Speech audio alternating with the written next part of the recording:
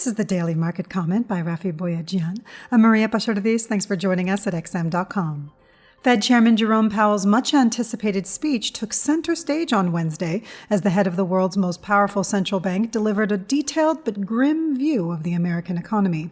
As living with the pandemic forcibly becomes the new reality, Powell cautioned that the recovery may take some time and that a prolonged recession may leave behind lasting damage to the productive capacity of the economy.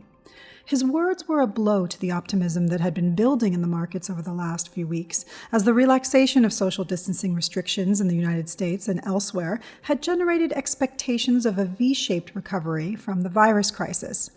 But in a further setback for investors, Powell reiterated that negative interest rates were not on the cards, saying the committee's view on negative rates really has not changed.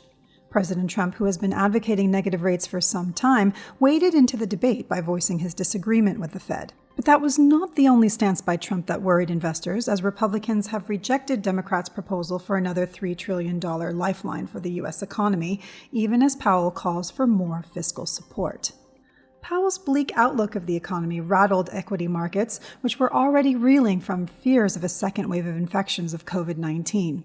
The three leading indices on Wall Street fell sharply for a second straight day, and E-mini futures suggest stocks will struggle again today. In currency markets, the U.S. dollar advanced slightly higher against a basket of currencies as it eyed three-week highs.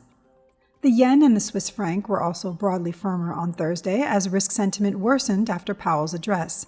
This left all other countries exposed to the market mood, with the Australian dollar being the worst performer after it came under pressure from worse-than-expected job losses in Australia in April. But the standout currency was the pound, which continued to underperform for the month as concerns grow about not only how well the UK government is managing the virus spread, but how it will pay for the huge deficit that it is running to keep businesses afloat.